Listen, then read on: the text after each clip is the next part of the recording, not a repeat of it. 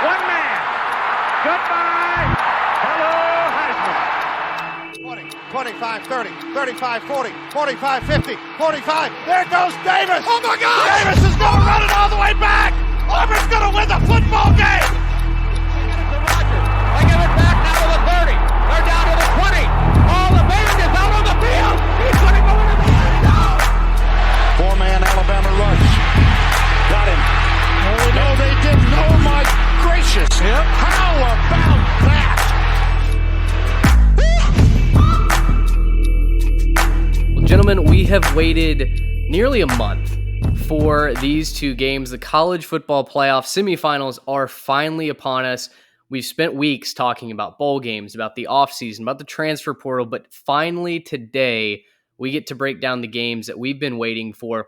Welcome into the Three Technique, a college football podcast at the intersection of the X's and O's and the Jimmies and the Joes. I'm Mitch Mason, along with Trey Reeves and Garrett Turney. And fellas, I'm not crazy that these games are on New Year's Eve. I think that's a sticking point just about every year. Everyone wants to be doing things with other people, not in front of the TV, and yet we're kind of forced to sit in front of the TV. But that being said, this entire year since May, when we started this podcast, has culminated into these two games and then eventually the national championship on January the 9th.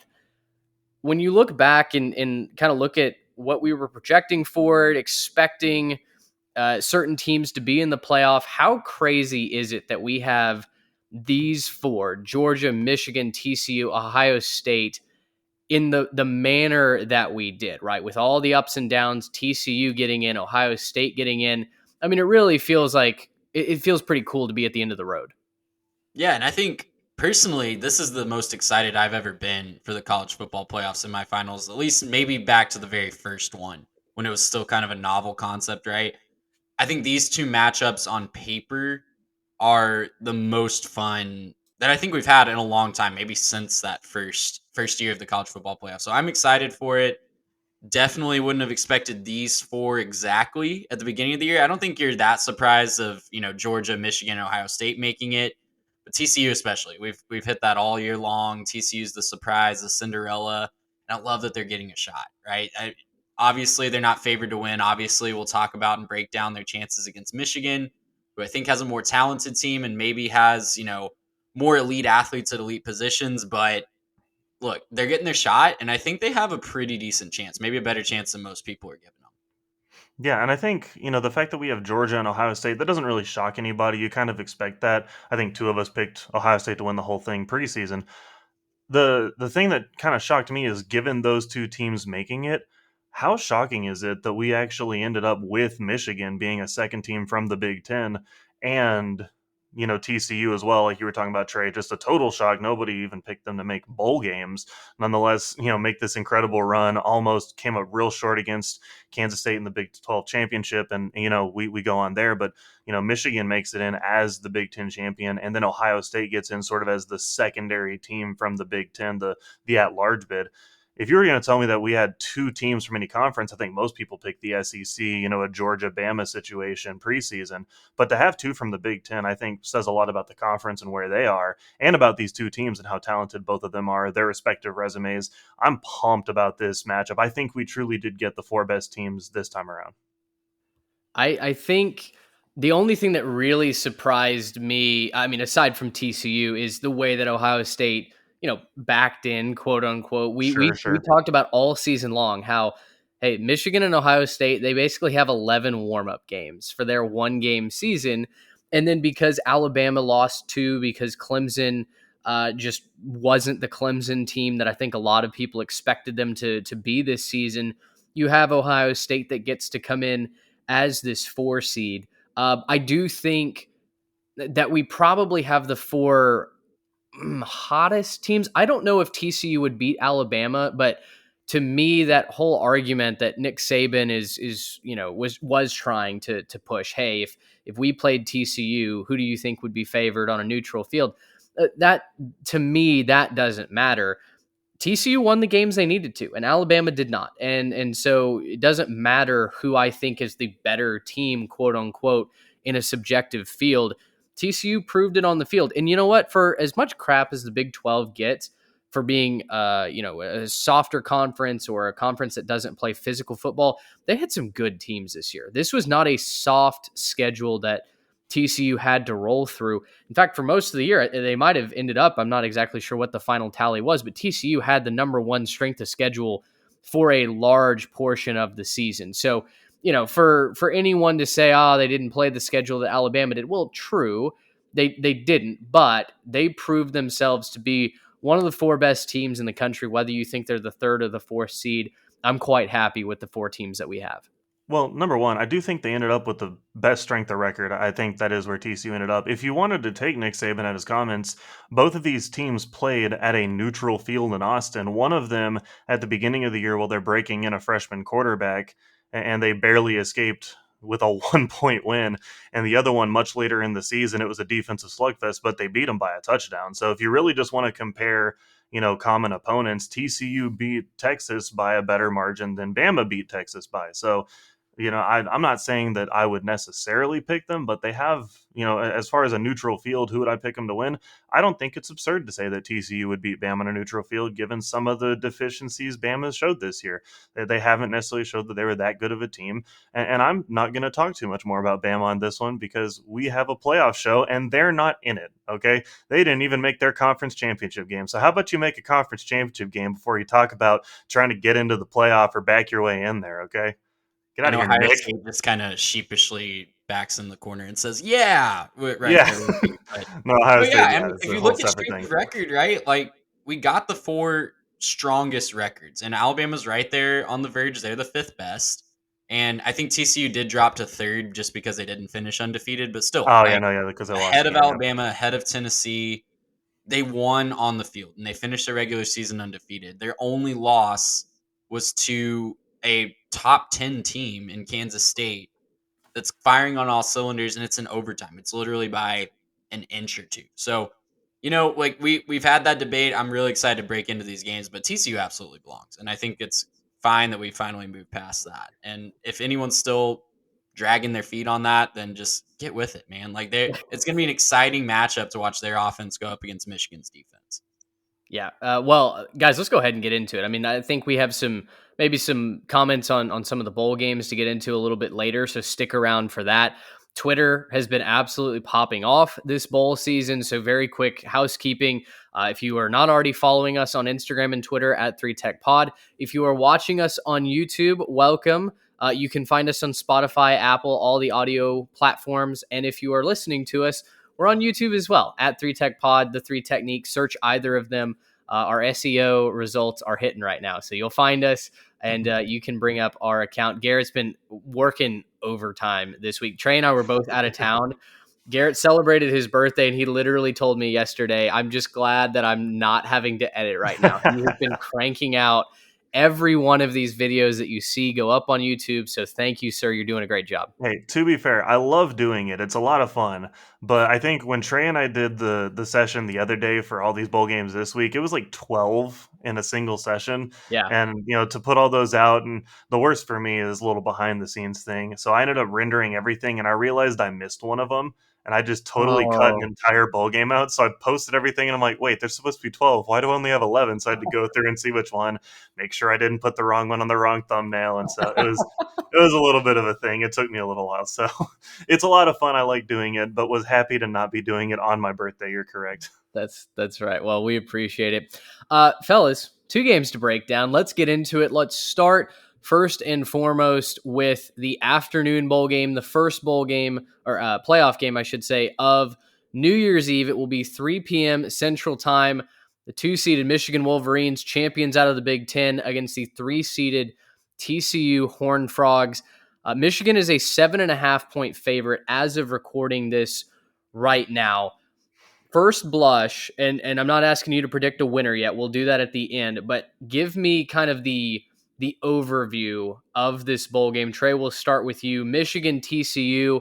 What kind of catches your eye when it comes to this one?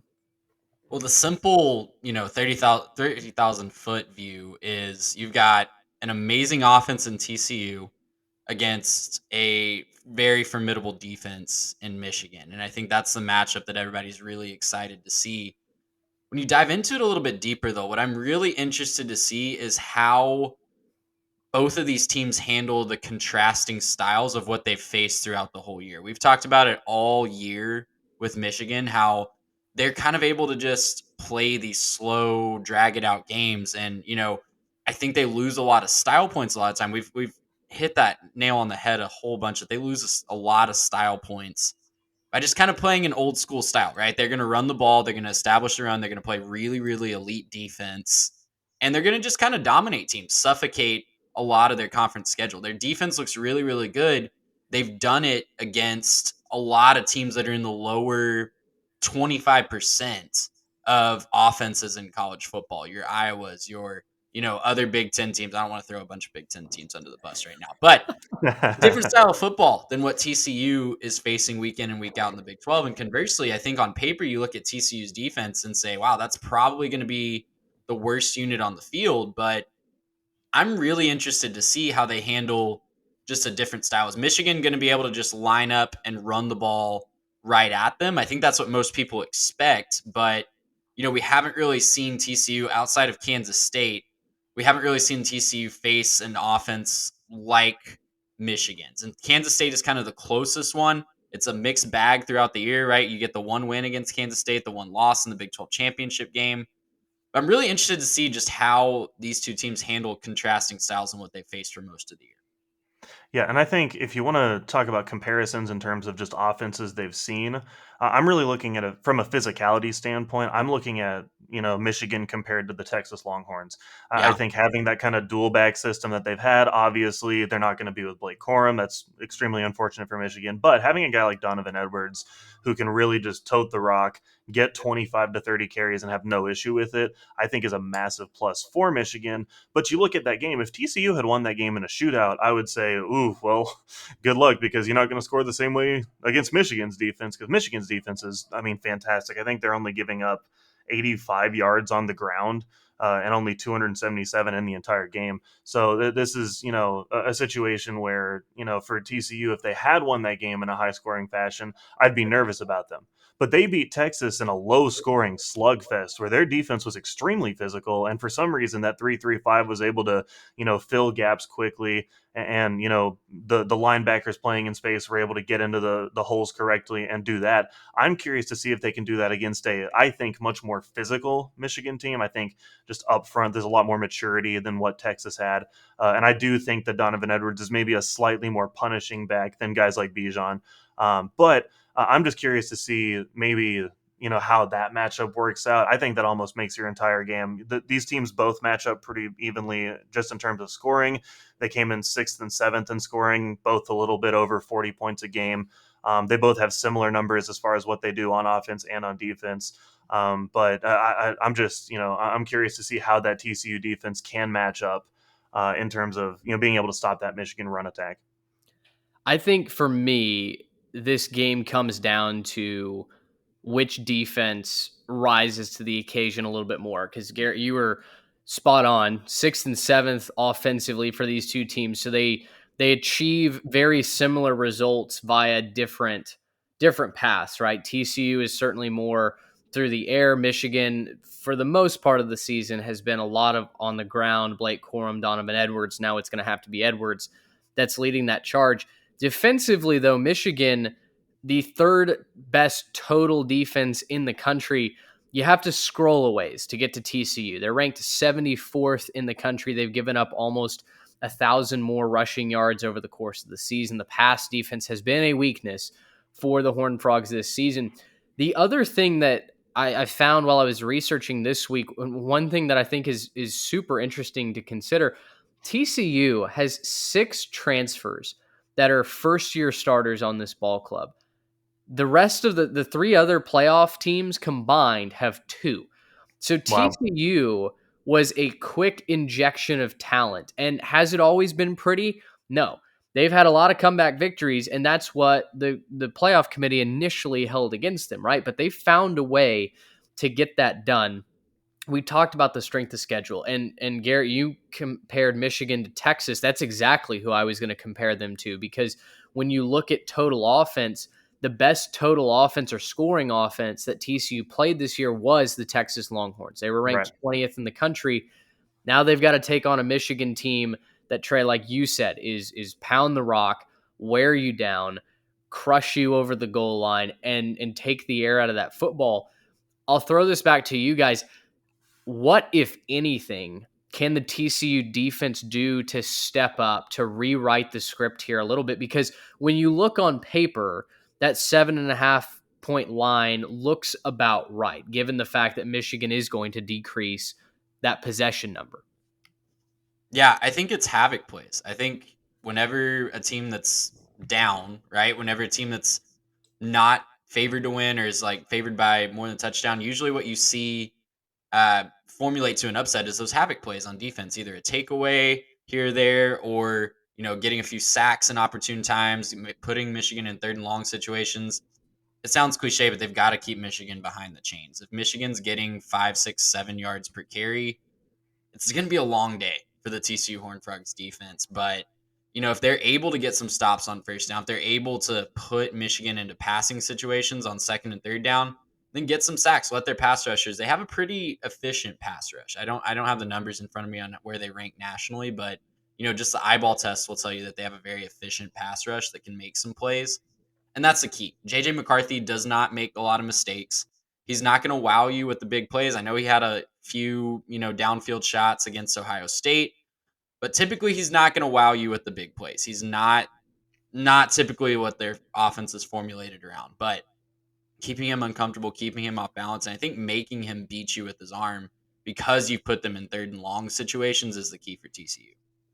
Yeah, and I think that they're going to have to shut down the pass to have a chance at this because so if you look at just the base defense that they run a 3-3-5, and I think JJ McCarthy was even talking about it in one of the pregame press conferences. He was talking about if they come out there in the 3-3-5, they're excited because they're going to get to pull some guards and really smash them in the face, right? And they're talking about how they're going to have nose. And I love the trash talk. Just to be clear, I love the persona around JJ McCarthy. He's an absolute, trash talk baller, and I love having that around college football. But I think that the key for TCU is going to be shut down the pass and don't give them anything. For as well as they do on offense, Michigan only averages 210 yards in the air per game. And so that's not necessarily a massive number. Not terrible by any means, but it's not a massive number. TCU boasts a really good pass defense, just in terms of what you'd expect in the Big 10 or the Big 12 rather. And Travius Hodges Tomlinson won the Jim Thorpe. And so they have one of the best back there against, a Michigan receiving core that we've talked about it. They're not necessarily explosive. These guys aren't going to be, at the same caliber of some of the other teams. They might have just on paper one of the worst receiving cores in the playoff. I think if you just look at who the other teams are bringing into this one, I think, there's a chance that they have the worst of the group. If you're running a 3-3-5 and you can shut down the pass, that lets the safeties come up and it lets you get more guys around the line of scrimmage. And that's going to be what they need. You're not going to have guys at the point of attack like you normally would. So you have to be able to kind of stifle it by letting those linebackers creep up a little bit, let guys get around the edges. So you can't really stretch the field that well. You can kind of force them to go between the tackles. And then at that point, it's just about filling gaps and stopping the run. I think Michigan will be able to get, an easy 3, 4, 5 yards on most carries in this game, but it's about forcing them into things like 2nd and 7, 2nd and 6, as opposed to 2nd and 3, 2nd and 2, right? If you're staying there for Michigan, you're ahead of schedule, you're going to be fine during this game. But if they can force you into passing downs where, it's maybe more of an obvious passing situation, I think they can suppress the Michigan attack and force this to be a lower scoring game for the Wolverines. I'm weighing out. I think if this is a defensive match, Michigan's going to win. I don't think that TCU's defense can play as consistently as the Wolverines can, nor do I think that they can be relied upon for those turnover, for those havoc plays in the biggest moments like I think you can with the Wolverines. Talked about Michigan's pass rush a couple of weeks ago. I think even it must have been leading into the Ohio State game. Even without guys like Aiden Hutchinson, David Ojabo, they have gotten to the quarterback actually more efficiently this year than they did the 2 years past when they had the brand name, big time, top 5 draft picks coming off the edge. So I've been really impressed with what Michigan has done.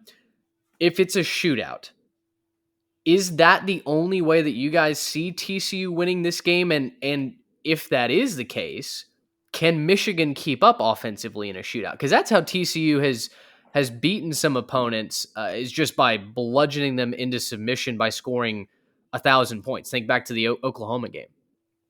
Yeah, and I think that's the big concern if you're Michigan. I think if you're Michigan, your formula to winning this game is coming out and stifling that early, not letting TCU's going to try to, hit a big play or two in the first couple drives and try to get up 14 to nothing. I think that's the formula for TCU is to put Michigan on its heels immediately. If you don't see that happen, I think Michigan could walk away with this one relatively easily. But if you're Michigan, you got to come out and just whatever it takes, not let that happen. If you're Michigan and it's 0-0 at the end of the first quarter, I think you're feeling absolutely fantastic about your chances at that point.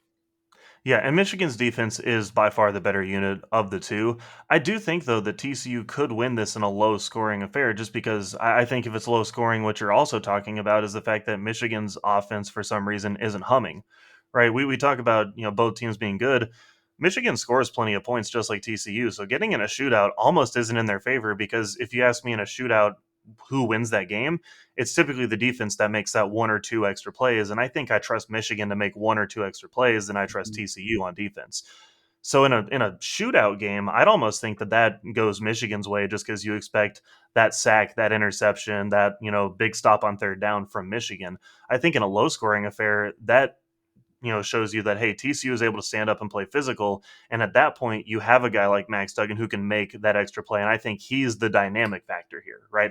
I think if you're looking at who are the dynamic players on both of these offenses, Donovan Edwards is your guy on Michigan's team, but Max Duggan is absolutely the guy on TCU. Mm-hmm. And if you have a game that's, let's say, 17-17 in the fourth quarter, I feel great if I'm a TCU fan at that point because, at that point, you have a guy in Max Duggan who can make that extra play, who you've seen just has that X factor. He may not be the most polished, he may not be the best pro prospect, but at the same time, you can't deny that this guy makes plays and finds a way to win. And that's what he's been doing all year. And so, even if you're down a couple points in the fourth, I would almost feel better about that than if it's a back and forth slugfest where you're asking him to go out and score again and score again and score again because Michigan is scoring again and scoring again and scoring again.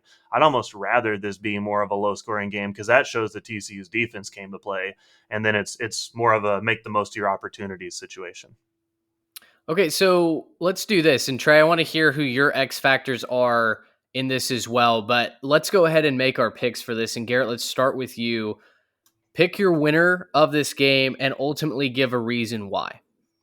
Yeah, I think Michigan wins this game. I think that this is what most people are expecting. I don't think that they cover the spread, though. I think that this is a fairly close game where you have kind of I do think it'll be a back and forth scoring thing.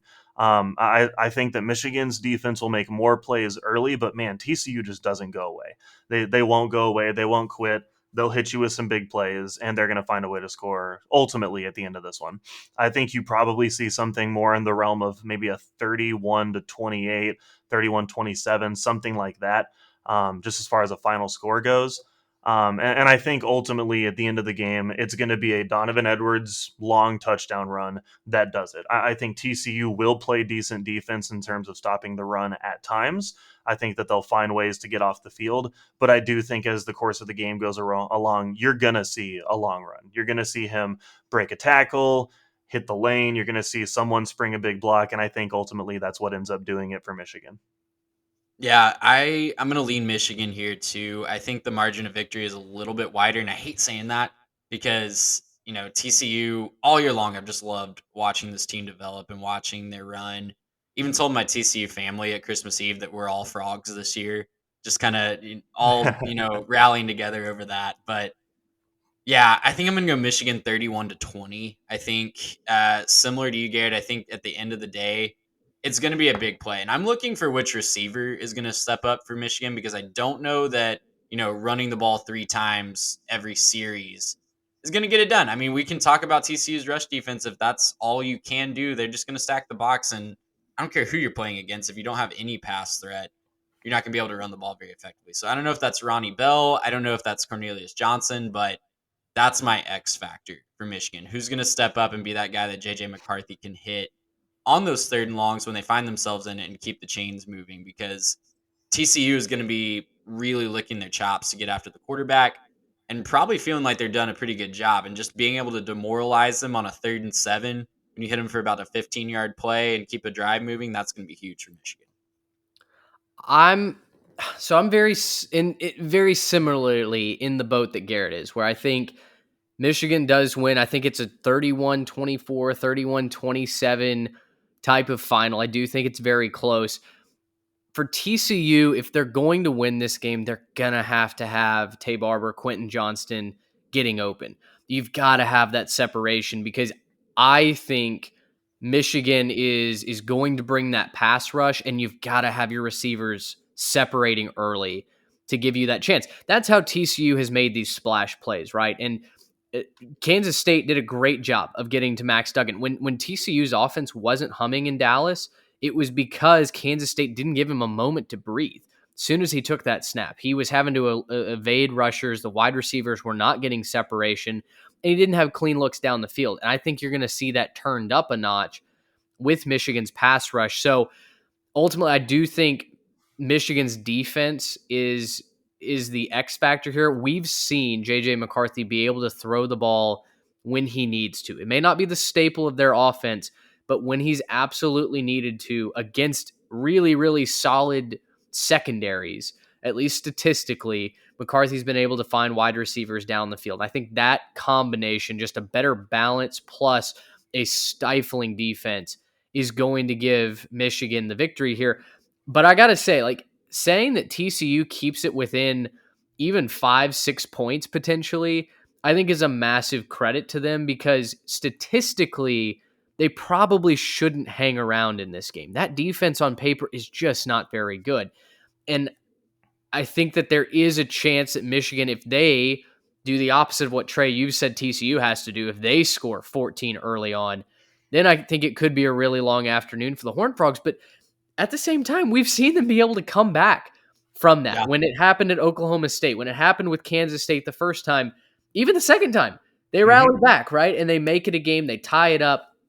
Obviously, in the Big 12 championship game, they fell short. But this team has no quit in it, despite what it might say statistically on paper. So I do expect this to be a good game, but I do think that Michigan will punch the first ticket into the national championship game. Well, and it's kind of a rough draw for TCU. I think Michigan might be the best just statistical team on paper in the playoff. Just as far as well-rounded, they're solid on defense. They play exceptional defense, but they also score a bunch. And so I think if you're TCU, you're kind of begrudging the fact that this is your first matchup. You might rather get in a shootout with Ohio State, or you might rather just depend on a Georgia team who hasn't been able to score as well across the course of the year, and maybe hope that you can get into a slugfest with them. But I think TCU, the season that they've had, especially based on the expectations coming in, there's no moral victories, but at a certain point you got to step back and say, wow, what a ride, and hope that you can use this as they have started to use this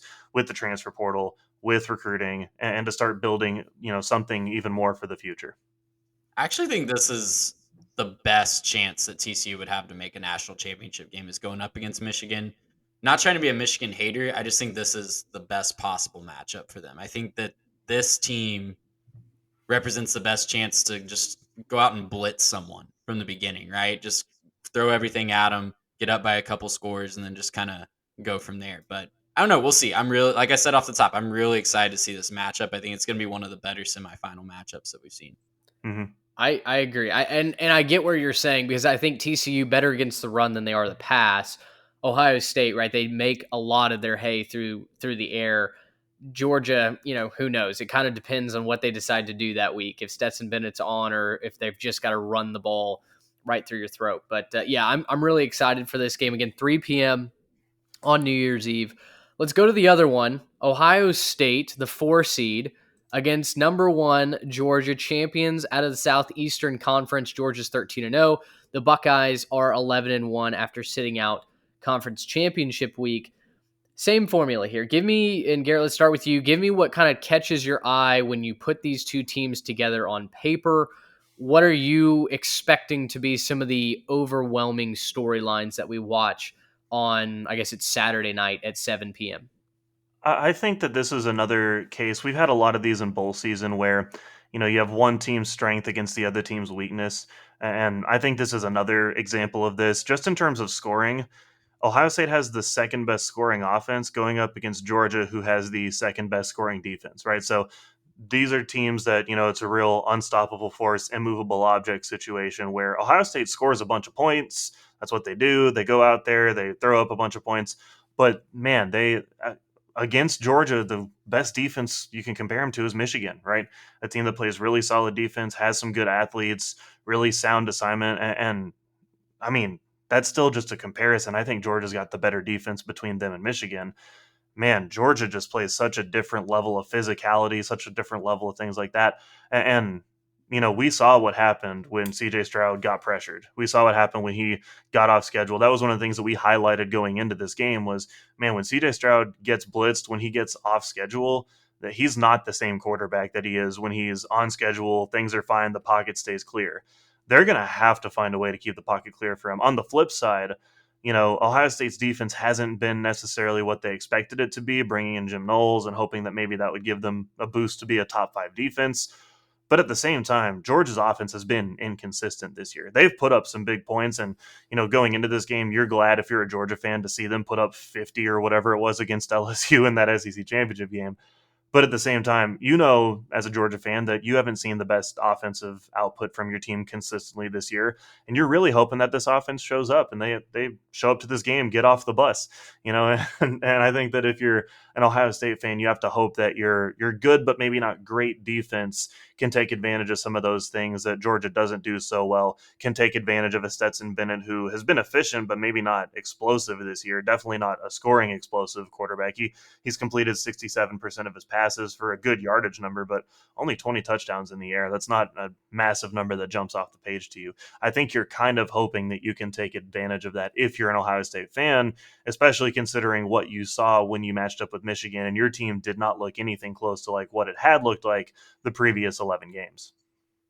I think we might be, I don't know, I'm going to throw this to you guys. Are we overlooking the Ohio State defense just a little bit? Because statistically, they really have been, a big turnaround this year. I'm looking at just the numbers. They're 15th in pass defense, 25th in rush defense. That's including we all saw what happened against Michigan. We know they gave up a lot of yards against Michigan, still 25th in the country, and 12th in total defense, 13th in scoring defense. So are they the 2021 Georgia Bulldogs? No, but I think I don't know. I think just nationally we're overlooking their defense just a little bit. And I think that could be a very interesting X factor because if they're able to put some pressure on Stetson Bennett, if they're able to find, anyone to cover Brock Bowers, I don't know who that's going to be for Ohio State, but if they're able to find a solution to the Brock Bowers problem, and if they're able to kind of contain the running game a little bit for Georgia, this could be a pretty close game that Ohio State's offense could take over. I'm not saying it's going to be a repeat of the first year where Ohio State just kind of blitzed Alabama and Ezekiel Elliott took over that game in a 4-versus-1 matchup, but I think that formula is there, and I don't think a lot of people are talking about that necessarily. I think a lot of people are assuming Georgia and their defense is going to shut down. And look, I've been the first to kind of point out that Ryan Day's teams have struggled in physical games. They've really struggled against physical defensive lines that push them around a little bit. When the game script gets off balance for Ohio State, things get spiral out of control very quickly, typically. So if Michigan can do that, Georgia absolutely can. But, you've given Ryan Day a full month of preparation to look at film of this Georgia defense. They've been hearing for a whole month how soft they are. These are good athletes, right? Like these are prideful dudes that are good athletes. Everyone's telling them they're not supposed to be there. They're soft. I think this is going to be a close game, and I think it's going to be really entertaining. Hey, listen, they did plenty of push-ups in between trips to the kitchen during conference championship week. Okay. So on their statistical defense side of things, I agree with you because when I looked at the numbers, I went, on paper, this is not matching what I watched that last week of the regular season against Michigan. And I do think that the stats you have to take with a bit of a grain of salt because you factor in teams like Iowa that have forgotten how to throw a forward pass. Northwestern they played in 50-mile-per-hour Not a gales. murderer's row of offenses, No, just like we talked about Rutgers. with Michigan. Exactly. Yeah, teams that aren't really throwing it downfield more than once, at the 20-plus yard mark. So I do think that traditionally Big Ten teams have, on paper, maybe better pass defenses than they would realistically. You throw in the fact that then they do play a Michigan team who maybe they took for granted. I don't know. I mean, Michigan, it wasn't exactly slinging the rock down the field either. And then time after time after time, they got beat over the top. So, maybe that wasn't in the game plan, and their secondary was just kind of conditioned to come up instead of go back at the line of scrimmage. I don't know. But that what you're saying about them hearing it, how bad they've been for a month, that is a motivating factor. And look, this is not a team that's, lucky to be in the college football playoff for the first time in their program history. This is a blue blood who won the first ever college football playoff, right? They are expecting to be here. Ryan Day, after they won the Rose Bowl last year, said, yeah, this year's kind of a disappointment because they didn't make it to the playoff, right? I mean, that's just the reality at Ohio State. So you've got these big time guys, one of the best defensive coordinators in the country in Jim Knowles. I do wonder if his type of defense still is a year or two away from being fully installed just because he is so aggressive, so complex. And hey, when he brings that blitz, you'd better have corner island on the outsides because you've got nobody to help you over the top. I think personally for me, this is the best matchup that Ohio State could have to advance, right? Because Georgia's not normally going to throw it deep down the field. Now, have they been very good slinging the rock to their tight ends, Brock Bowers, to Eric Gilbert, to Darnell Washington? Yes, absolutely. Ladd McConkey slips behind the defense and he's gone for 60 plus. Absolutely. But this Georgia team wants to run with their combination of four backs. And for me, that's what Jim Knowles does. That's what he's so well conditioned to stop, is bring blitzes off the corner to hit that running back in the backfield, to stuff the A gaps. For me, I think this is very, very close contested ball game all the way down to the end. And Garrett, I'd love to hear you on this too. Trey and I are clearly on the bandwagon that Ohio State has a great chance to win this game. Do you feel that way too? Okay, so here's the thing. I don't want to sound like an Ohio State hater. I really don't. I just don't think that they are going to be able to match up with Georgia on this one. I hear what you guys are saying, and I respect their defense more than maybe what it sounded like off the front. They keep the yardage numbers low. Kind of to what you were saying, Mitch, part of that is the competition, but let's not pretend they didn't play two very good offenses in Michigan and Penn State, both of which had some success. Michigan obviously more than Penn State did. Right here, it's only 184 in passing and 119 in rushing a game for them. So good numbers. I look at Georgia's numbers, and I think that here is your main problem. Georgia averages giving up 77 yards rushing in a game. We saw what happened when Ohio State's run game went away against Michigan. The run game went away. You pin your ears back, you pressure Stroud, he gets off schedule. I don't think that they're going to have any success running the football in this game. I don't see a way for them to have any real success in this. I also think the really unfortunate thing is the fact that this is being played in Atlanta. Like the Peach Bowl is right in Georgia's backyard. Yeah. They dominate games in that stadium. I mean, there's some really good teams that they've played this year. I think back to the beginning of the season, that Oregon team is no joke, and they stomped them in that stadium. I don't really see much of a path here for Ohio State. Here's the Ohio State path. You have to hope that Stetson Bennett comes into this game choking, right? You have to hope that he comes into this game and he is not on it. You can get after him, you can pressure him, whatever it is, and the moment's going to be too big for him and he's not going to deliver.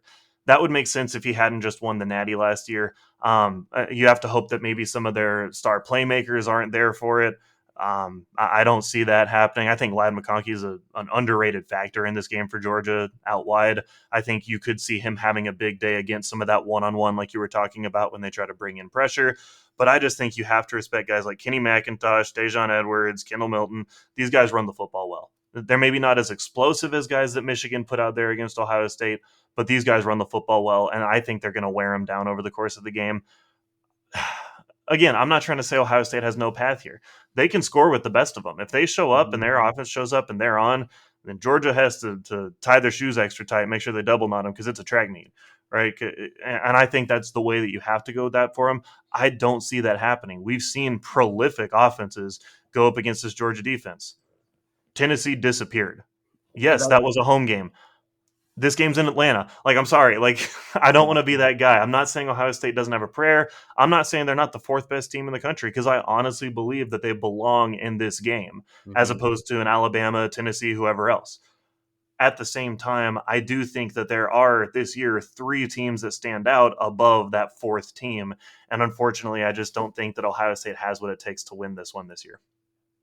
I think if I'm a Georgia fan, I am very concerned about our secondary, right? I think if you're looking for a weakness on Georgia's team, chink in the armor, it's certainly the secondary, and you don't want that to be your weakness against an Ohio State team that's going to throw the athletes out wide that they're going to throw at you. And I think that's why I think this is going to be a closer game.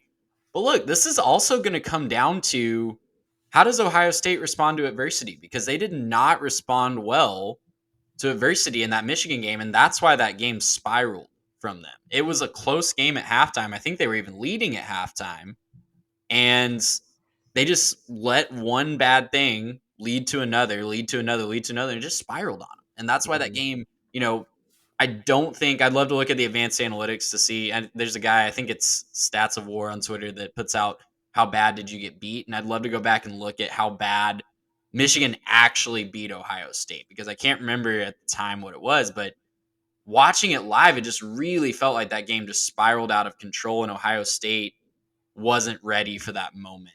And I don't know, like you said earlier, Mitch, I don't know if it was they just expected to win and when it wasn't easy for them, they just kind of folded, or if Michigan just kind of got under their skin as a rival.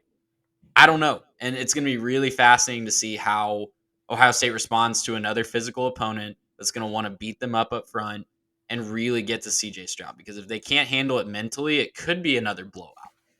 Here's my big stat that really is the issue for me. I am concerned a little bit about the Georgia pass defense, but when you really look into it, the concerns really go away. For me, look, they give up 215 yards through the air a game. That's not like shocking. That's not necessarily as good as they were last year. I do think they played some better offenses this year. They give up less than 1 passing touchdown per game. That's a phenomenal number, and I think you just have to acknowledge that if you're CJ Stroud and you pass for 2 touchdowns in this game, I think that's success. The problem is, are you going to stop Georgia from scoring more than 2 or 3 touchdowns on the ground? Find Brock Bowers on a seam route, something like that. I don't know where they stop them on defense. They could. I mean, Jim Knowles is a fantastic coordinator, and they have some great athletes on that defense. I'm not trying to take anything away from what Ohio State is. I also think that the thing that we're not acknowledging is where Georgia is as a program right now. And the fact that, I mean, they could be going back to back and looking at next year's schedule. A three-peat is not out of the question for the Georgia Bulldogs right now, especially with where their talent is, some of the recruiting, the transfers. And I just think that Georgia's doing different things right now. And we're kind of in the middle of a dynasty run for the Bulldogs. Well, this game is going to decide if we are, I think, because sure. I think if they can get by Ohio State, I like their chances. I like their chances a lot against Michigan or TCU. I think the winner of this game is going to have a really great shot to win the national title. If Ohio State's able to upset, obviously the possible rematch with Michigan would be fascinating. That would be sick. This game right here, Garrett, is going to decide if we are in the midst of a Georgia dynasty, because this is going to be the toughest. They faced Alabama in the championship game last year. That's obviously really tough, but I think this matchup is really, really interesting to me. And they're going to be able to prove, or are they going to be able to prove that they've taken that step to be the top team in the college football universe? Yeah. Well, and one more quick point. I think if Ohio State does win this game, I think your MVP of the game has to be Tommy Eichenberg. I think that's what you're going to have to see out of him is, look, your tackles leader for Ohio State, he's going to have to be all over the field. He's going to have to track down guys in space, play physical. And if he has a fantastic game, I mean, look, he's got 12 tackles for loss on the year. This is the kid who knows how to get after it. But If he has a fantastic game, I wouldn't be shocked if they do end up winning this game. I just don't know that he can perform at that level all game long. Georgia needs to get chunk plays. That's what Michigan broke the will of the Buckeyes with a month ago, was every single time Ohio State had a disappointing drive or didn't manage, kicked a field goal instead of getting a touchdown in the end zone, Michigan answered with a 60-yard plus play. I mean, that's truly what it felt like. Every single time Michigan needed to open up the mystery box and have something spectacular happen, they got it done, and they got it done on the ground for the most part, right? And so for me, as we start our predictions here, I do think that Ohio State, if they can take away the chunk play, if they can get pressure on Stetson Bennett, and then ultimately they've got to find a way to consistently score points. I think for Ohio State, they're going to need 40 plus. I really do. I actually think this game turns into a bit of a shootout where I think the other one could be more of a defensive stalemate. I'm going to say the Georgia Bulldogs get it done because the one thing that Michigan did that I do not believe Ohio State has an answer for is the running game. And Michigan did that with really one back, with Donovan Edwards. Georgia's going to throw four at you. They've got two backs that have 800 yards rushing each. They've got two more that combined for, I think, 450 something yards. And Kirby Smart's whole philosophy is he runs with a stable of running backs. So as your defensive front gets tired, guess what? They've got a fresh pair of legs that's about to run right through you. I think this offensive line for Georgia has been very, very good. And then the defense, look, that defensive front, I've said it for weeks. We've said it for weeks. If you can get a pass rush on CJ Stroud, he doesn't know what to do. And Georgia can get to the quarterback. They can not only come off the edge with safety blitzes, with pass rushers from outside linebackers, but Jalen Carter can also get to the quarterback from the interior. And so you've got potentially three different directions that pass rushers are coming at CJ Stroud. I ultimately think that's what the difference is. So give me Georgia. I'll take Georgia 42-31 over Ohio State. I think it's much closer than that for the majority of the game, but give me the Bulldogs an opportunity to go and truly cement themselves as one of the greatest organizations in college football history. And then, guys, I think we start, the national championship narrative, and then maybe even the next year talking about, okay, how big is this dynasty going to get? I go back and forth on a final score. I think it's going to be close. I think Georgia wins, but does not cover the spread just because I think there's so many avenues to an Ohio State cover in this one. I think the path to a cover is there's more paths to a cover for Ohio State. So I'm going to go Georgia winning the game, something to the tune of 38-34. Yeah, I think that's a good number for Georgia. Maybe not as much for Ohio State. With the knowledge that I picked Ohio State to win the whole thing in the preseason, I'm going to go ahead and call a route in this one. I don't think it's particularly close for the majority. I think Georgia jumps out, stays out, and I just think that the game script, I think, is the problem here. I think Georgia scores early. I think Georgia takes advantage of opportunities early. And when Georgia gets ahead, you pin your ears back, you go after the quarterback, you force him to beat you through the air. I don't think Stroud can do that when he's pressured. If he does that, he'll be showing me something completely different from what he has shown me all year long. When he gets pressured, when he has to come from behind, I just haven't seen it from him. I think Georgia gets out. I think they stay up. I'm going to call something more like a 38-20. I think that this is decently high scoring for Georgia, and I think that Ohio State, they're going to score. They're going to move the ball. I could see some turnovers, on the, plus side of the field. I could see, some missed opportunities, and that's just what Georgia does. They just go find the ball. They'll pick one off when you're, just getting some momentum and then score a couple plays later. It's just what Georgia does.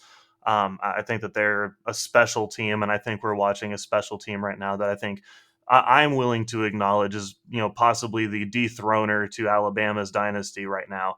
And I think we could be talking about them becoming the new, Alabama of college football. And one thing that we haven't really mentioned in this extended preview about Georgia is we've talked about their inconsistency this year, but when they play the top teams on their schedule, the Tennessees, the LSUs, they have just absolutely dominated. They've come out ready to play. They certainly rise to the level of their competition. That's definitely something to watch for too. Yeah, a couple of, final scores for you from this year just for Georgia when they play those big teams. They beat Oregon 49-3. Oregon too. They beat, I don't know if you want to call South Carolina big. They had a good year, but they beat them 48-7. They beat Auburn 42-10. That's a rivalry game for them. They beat Florida, another rival, 42-20. Tennessee, lots of hype this year, 27-13. And then, if you want to call Georgia Tech, they're not very good, but that is kind of a rivalry. But LSU at the end of the year, 50-30. They just open up wide margins in these games. They have some flaws on offense. They have some issues on offense. They open up big margins and they show up to play in this one. Could this be the fact their inconsistency this year? Could you be saying that this is just a hangover from the fact that they won the Natty? Most of those guys came back and they're just looking forward to the playoff. Yeah, maybe. But the problem is, here's the playoff, the thing they've been looking forward to all year. So I think it's a dangerous point for Ohio State. Not to say they can't win this game, but I just don't see it happening. Well, there you go. Preview for both the college football semifinal games. Again, the Fiesta Bowl going at 3 p.m. between TCU and Michigan. Then you've got the Peach Bowl between Ohio State and Georgia, both on New Year's Eve. Let us know what you think on Twitter, Instagram, email the show, 3TechPod, at 3TechPod on the socials, 3TechPod@gmail.com if you want to email us. Let us know. Reach out and give us your projections. Give us a score as well. If you're really close, if you get everything right, we'll shout you out on the podcast for sure. You can also leave it in the YouTube comments as well. Gentlemen, bowl season has been really, really interesting. We've had some blowouts. We've had some really fun games. Just very quickly here at the close of this episode, right now, Oklahoma is beating Florida State in the Cheez-It Bowl. Yesterday, though, and I just tweeted this on a whim. I said that, what was that? Wednesday's bowl selection would be a lot of fun, and we got some absolute dandies. You had the Liberty Bowl between Kansas and Arkansas was a classic, goes to triple overtime. Oregon UNC in the Holiday Bowl was great. Texas Tech blows the doors off Ole Miss, which I know made all three of us smile. What have you enjoyed about bowl season, and do you think that is there an argument to be made that bowl season is less meaningful or is somehow less fun now with the college football playoff? Look, the rumors of bowl season's demise have been greatly exaggerated because it's still a lot of fun, man. Like, it's college football. I don't care if the two teams are 6-6. They're having a lot of fun out there. The guys that are playing in these games really want to play in these games, and they're entertaining. Like, even if they're not the most competitive game on the field or the best athletes on the field, they're still a lot of fun to watch. They're guys that want to be there. Danny Cannell, you can kick rocks, my guy. Like, just stop. Your 8 wins should be the threshold nonsense. You literally take away the amazing Liberty Bowl that we had on Wednesday night. So go kick rocks, dude. Like, just because you don't want to watch it doesn't mean you have to take it away from all of us. How do you root for less games or fewer games of the sport that pays you a nice wage? Paycheck. I don't know. I want less football. I don't less like things football that I get paid to talk about. That makes no sense. No, it's just absurd. I do want to shout out a couple teams real quick. Can I shout out the Duke Blue Devils for just dominating UCF for a second? Their over-under win total was 3.5. I picked them as a darling. They finished with 9 wins, which I think they've had one season in 100 years with more than 9 wins. Mm-hmm. Fantastic job. Year one, Mike Elko. Also, a little shout out to their quarterback, Riley Leonard. He finished with the second most rushing touchdowns from an FBS quarterback. Wow. Not a lot of people want to talk about him. I definitely have been overlooking him a little bit this year, but bringing him back for next year and being able to put him at the helm of that team, massive plus. Obviously, you guys talked about the Liberty Bowl for a second. Jalen Daniels in that game finished with 544 yards passing. That was by far a Liberty Bowl record. I think he set the record with 440 or something like that. I can't remember what the exact record was at the time that he broke it, but I remember seeing the graphic that he had 440 and broke the record. And then they recovered the onside kick and he marched him down the field again. Then he added some more. I think he had like 495 in regulation. Just an absurd number. Jalen Daniels is absolutely him. That was not on him that they lost that game. We took it out of his hands on the last 2-point play. I know. And then to throw it away. And they had the wide open tight end on the late drag, and it was that was painful to watch. That I was watching that, and I go, "What?" and I was just shocked that he threw it away. I'm like, why would you do that? And I don't. so I He didn't mean to throw it away. He just straight up sailed that. That probably was sailed that it. that Yeah, was 4 quarters of adrenaline and wanting to be in the game that doomed the lean bean machine. Unfortunately, yeah. And Mitch, I don't know if you want to kind of lead up a little bit on this, but can we maybe mention the Texas Bowl? And we've got some traction on Twitter from some Texas Bowl comments we've made, and I know that we're not necessarily a pro Lane Kiffin podcast no, here, we're but not. um, man, some antics in that one. But let's just acknowledge for a second that the Texas Tech Red Raiders smoked the Ole Miss Rebels. It wasn't close. There Yeah, was it was like a not as close brief as it moment feels. where there was maybe some hope, and then they returned the onside for a touchdown. So that I don't know, not a close game for the Ole Miss Rebels there. Well, listen, there were a lot of tweets going out from everybody about Lane Kiffin last night, and we were definitely leading that charge. Someone tweeted that Lane Kiffin coaches bowl games like a 10-year-old plays Madden, and that is absolutely an accurate representation. I mean, just going for it. Yeah, He went for it on his own 9-yard line, 4th and 1, not and pretty then is smart. shocked when Texas Tech scores like 2 plays later. Yeah, listen, And he Kiffin's wants to a, talk about. I don't know if we want to get into the accusations he made against a Texas Tech player you know what? today, but just I don't even really want to give that any credence. okay. He's a Yeah, clown. that's It's fine been denied because by the he's a coach and the clown. player. Come Yeah, on. if you He's want an to go, absolute clown. yeah, if you haven't seen what Lane Kiffin threw around at the press conference after the game, go look at our Twitter at 3TechPod. Made some accusations towards a Texas Tech player and then kind of backed off and said, well, I don't actually know that happened, but was very pointedly bringing up some terrible things, and then got to sit there and take it in his eye hole as, Like you Oh didn't yeah. get caught calling an 18-year-old kid a B word yeah. on national Mhm. television. Yeah, Just such a just clown. anyway, he's a joke, and Is I'm Do we get to call his player bad words because he went down faking an injury, or is yeah. that just reserved for people who wear hoodies on the sideline? I don't know how this works. No, it's whatever world he wants to live in is and I'm glad Ole Miss extended him. The man is 1-4 in bowl games. He sucks in the postseason. Ole He Miss does. absolutely collapsed. And listen, if we have any Rebels fans, we're not anti Ole Miss. We're anti No. Lane Kiffin. Because the guy is a petulant child who, gets what's coming to him. And so, it was so funny seeing Auburn celebrate on Twitter. They're not even in a bowl game this year.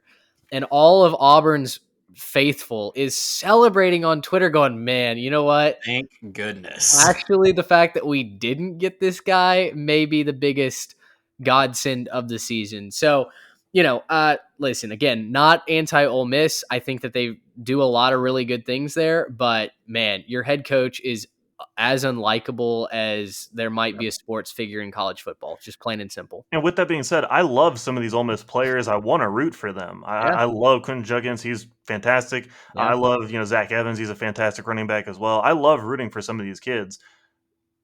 Come on, Yeah. give me Yeah. something better with your head coach. Come on, Someone Grow has to up. hold him accountable. Should have picked the other color Jordans. What can I say? He just if he would have just picked the other ones, he probably would have won. And also, just stop liking and retweeting, pictures from college girls. Oh, yeah. It's an uncomfortable part of it that I It think really most other is. public figures would get canceled for, but for some reason it's Lane, so it's fine. I don't know. I don't want to get weird about it. I'm not bringing that up, but Yeah. none of us would have done that. So yeah, He does some interesting things on the Twitterverse. That's for sure. But as Trey always says, talk about the winners. Shout out the Red Raiders for Oh, yeah. an 8-4 season. They extended Joey McGuire. His contract now runs as for they should have. 6 years, I believe, $26 and change million. So yeah, congratulations to those guys out in West Texas. That's a great hire. We said it at the time. This guy is built in a lab for how you want to win in Texas and recruit in Texas. The man has done it for years. I think he's going to do really well. And I think 8-4 probably gets to be where the floor is for the Red Raiders. I think that 7-5, 8-4 mark, certainly in the new Big 12, is where they need to kind of base. And then you look for those 10-win seasons. And, we saw what Mike Leach could do. There can be some special moments out there in West Texas, and Mhm. especially given the fact that Joey's going to recruit athletes out to Tech and teach them how to play his scheme. That's the recipe for spoiling a lot of parties, whether it's non-conference or conference games. If you can just surprise someone and out-athlete them, you're going to win some ball games. So really happy for Joey Mack. And I mean, the Liberty Bowl was epic. Arkansas was up, what was it, 31-7 and then 38-14. And everyone was changing the channel, pronouncing that game dead. And then in our group text, I said, poor Kansas. They just outmatched in this one. Well, it was 38-13, and Kansas scored 32 unanswered points if you include the first overtime period. Unreal. Just amazing. And the game that we're not talking about, because it was happening at the same time, the Holiday Bowl, shout out to Bo Nix for being maybe one of my favorite stories this college football season. Goes from struggling at Auburn, finds his landing spot with Oregon, turns the season around, turns his career around. And, if it weren't for a questionable extra point, maybe making the headlines there, we'd only be talking about how Bo Nix went out there and beat a very good North Carolina team. And I'm excited for him. I think he's coming back. That's what I saw last. He's coming back. So it'll be a lot of fun to see where they can go next season. I know the Ducks are going to have my attention next year for sure. Oh, they should. They're going to be a factor in the Pac-12 North. Great recruiting class as well. And bringing back QB1, that's a big, big win for the Oregon Ducks. Well, gentlemen, I'm excited for the next couple of days. The college football playoff, as I mentioned off the start of the show, it's finally here. We're excited for it. Follow us on our social media. We continue to cover every single game going on right now. While we were recording this, I tweeted about Florida State running a FSU boosters ad on the Cheez-It Bowl commercial. Okay. So they are actively campaigning for everyone across the country to donate to their booster program so that their kids can have NIL. We want more money. The wild world we live in. But I'm very excited to watch these games with you guys on New Year's Eve. Yeah, for sure. We will have a full recap on. We'll record it on Sunday. It'll come out on Monday, our regularly scheduled programming. So we're back to our normal schedule now that Christmas is over. And very, very excited to get into all of that with you guys. Let us know your feedback, who you've got winning these games on Instagram, Twitter, or email the show. For Trey Reeves and Garrett Turney, I'm Mitch Mason. Thanks for tuning in. Until next time, so long, everybody. Gracious, how about